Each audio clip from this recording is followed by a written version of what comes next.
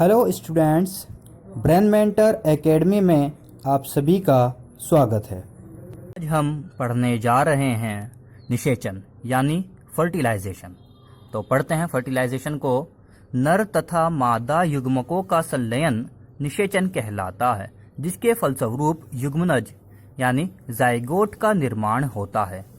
Male and female gametes का जब fusion होता है तो फर्टिलाइजेशन कहलाता है ये। और इस फर्टिलाइजेशन के बाद में जो चीज बॉडी बनती है वो होता है जाइगोट या युग्मनज। ठीक है।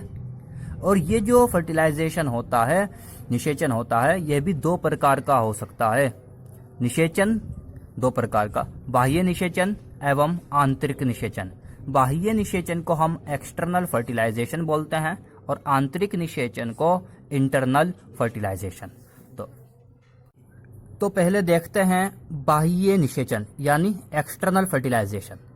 अधिकतर जलीय जीवों जैसे शैवालों यानी एल्गी, मछलियों यानी पिसीज या फिशिज, उभयचर यानी एम्फीबिया, प्राणियों में युग्मक संलयन बाहरी माध्यम यानी जल अर्थात जीव के शरीर से बाहर होता है।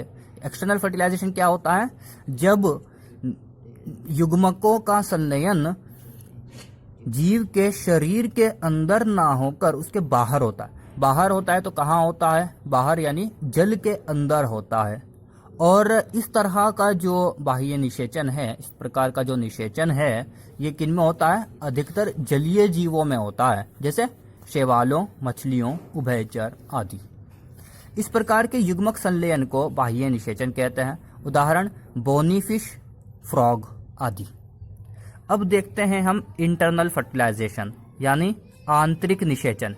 बहुत सारे स्थलीय जीवों में जैसे कवक, पादपों में ब्रायोफाइट्स, टेरिडोफाइट्स, जिम्नोस्पर्म, एंजियोस्पर्म, तथा प्राणियों में जैसे सरीसर्प यानी रेप्टाइल्स, पक्षी, स्तनधारी यानी मैमल्स में युग्मक संलयन जीव शरीर के भीतर संपन्न होता है। आंतरिक निषेचन क्या होता है? जब युग्मकों का संलयन जीव के शरीर के अंदर होता है तो ये इंटरनल फर्टिलाइजेशन कहलाता है। ऐसा कब कहाँ होता है? कवक यानी फंगस में होता है, ब्रायोफाइट्स, टेरिडोफाइट्स, जिम्नोस्पर्म, एंजियोस्पर्म इन सब में होता है। और प्राणियों में बात करें तो रेप्टाइल्स, एविज एंड मैमल्स इन सब में होता है। एनिषेक जनन यानी पार्थिनोजीनेसिस। कुछ जीवों में बिना निषेचन अर्थात नर युग्मक के युग्मन के बिना ही मादा युग्मक नए जीव के निर्माण हेतु विकसित होने लगता है।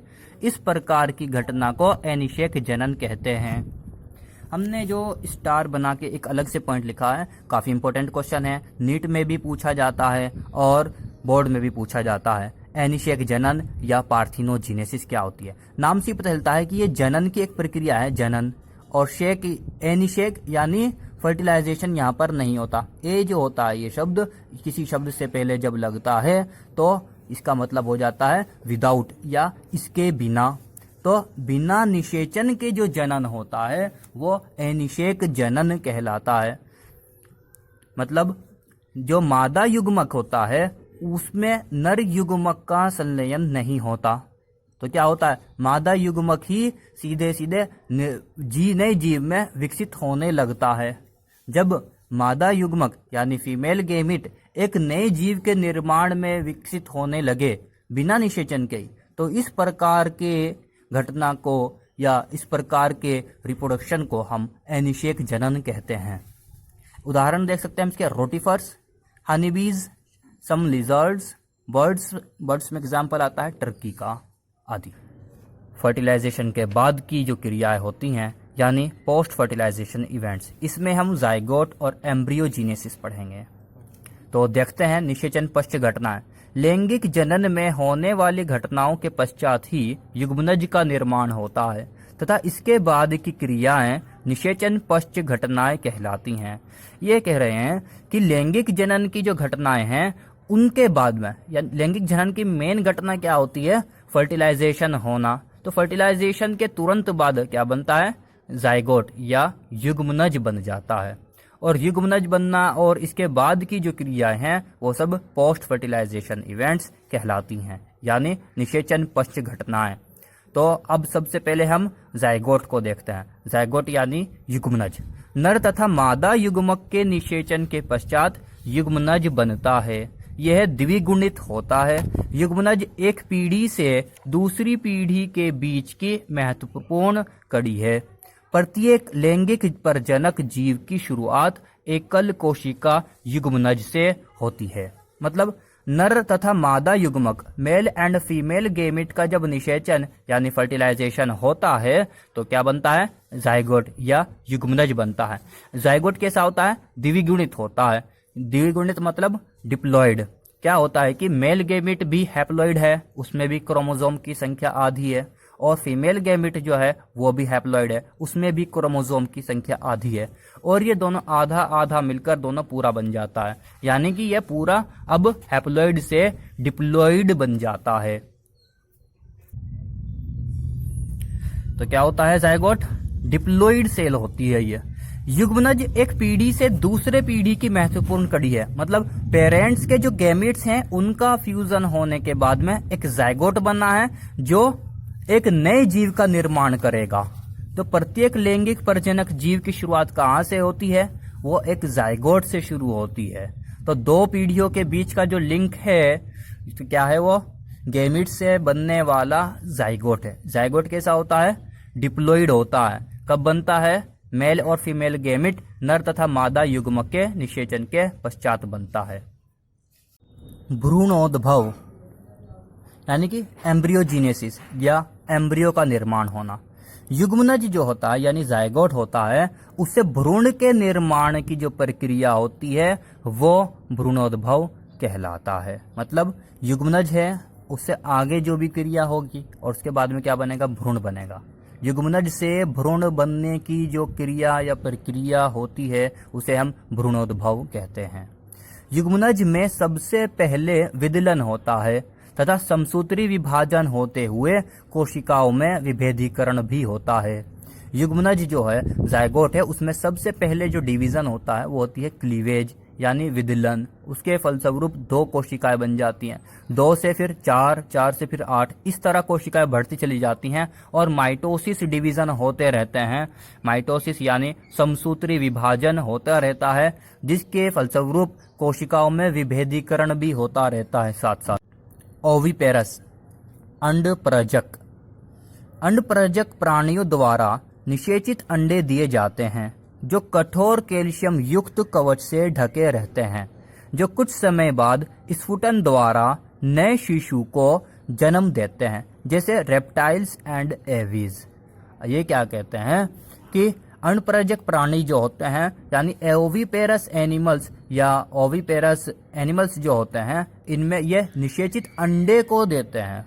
ठीक है, ये क्या करते हैं? अंडा देते हैं जो कि निषेचित होता है यानी फर्टिलाइज्ड होता है। इसका फर्टिलाइजेशन कहाँ हुआ है? जो मादा है उसके शरीर के अंदर हुआ है निषेचन, और निषेचन के बाद में क्या हुआ है? एक अंडा एग यानी डिप्लॉयड एग बनकर रेडी हो गया है अब। और अब जो ये डिप्लॉयड एग है ये क्या होता है? कैल्शियम युक्त कवच से ढक जाता है, जो कुछ समय के बाद में फट जाता है, टूट जाता है, और उसके अंदर से एक नए शिशु का जन्म होता है। जैसे कि आपने एविज यानी बर्ड्स पक्षियों में देखा है, रेप्टाइल्स जो होते हैं, सरीसर्प जो होते हैं, रेंग कर जो चलने वाले एनिमल्स होते हैं, उनमें आपने देखा होगा। जैसे छिपकली में आपने देखा है सांप अंडे देता है। बर्ड्स के अंदर हम बात करें, मुर्गी जो है वो अंडा देती है, बत्तख अंडा देता है, और भी जो बर्ड्स हैं वो सब अंडे देती हैं। वो सब क्या कहलाते हैं? ओविपेरस कहलाते हैं। बात करते हैं हम विविपेरस की, जो सजीव परजक होते हैं। सजीव परजक जीवों में मादा जीव के शरीर के अंदर युग्मनज विकसित होकर शिशु का विकास करता है। शिशु प्रसव द्वारा पैदा किए जाते हैं। मतलब जो विविपेरस हैं, सजीव परजक जीव जो होते हैं, इनमें मादा जीव के शरीर के अंदर ही युग्मनज का विकास होता है। क्या हुआ? फर्टिलाइजेशन मादा के अंदर ही हुआ है, और फर्टिलाइजेशन के बाद में जायगोट बन गया है। जायगोट का विकास हुआ है, वो भी शिशु बन गया है। कहाँ? मादा के शरीर के अंदर ही। और इसके बाद में जो अब शिशु बनकर रेडी हुआ है, इसका प्रसव द्वारा पैदा हो जाता है। ये तो ये सब ये वाली घटनाएं किन में होती हैं? विविपेरस में होती हैं। उम्मीद है आपको ओविपेरस एंड विविपेरस इन दोनों का अंतर समझ में आ गया होगा। मतलब निषेचन तो दोनों के अंदर मादा के शरीर के भीतर होता है, लेकिन जो आगे का निषेचन के बाद का जो विकास होता है, ओविपेरस में आगे का विकास शरीर के बाहर होता है, विविपेरस में संपूर्ण विकास मादा के शरीर के अंदर ही होता है। अब हम पुष्पी पादपों की बात कर लेते हैं, यानी कि फ्लावरिंग प्लांट्स जो होते हैं। पुष्पीय पादपों में युग्मनज का निर्माण बीजांड के अंदर होता है। पुष्पी पादप हैं जो फ्लावर्स होते हैं, उसमें युग्मनज का निर्माण कहाँ होता है? बीजांड के अंदर होता है। बीजांड का ये आपको इसका चित्र दिखा दिया जाएगा कैसे होता है। युग्मनज जो होता है वो भ्रूण में विकसित हो जाता है, और युग्मनज किसके भीतर होता है? वो बीजांड के अंदर होता है। तो बीजांड किस में विकसित हो जाता है? बीज में विकसित हो जाता है। अंडाशय कहाँ होता है? बीजांड कहाँ होता है? अंडाशय के अंदर होता है। और अंडाशय का विकास किसके रूप में हो जाता है? फल के रूप में हो जाता है।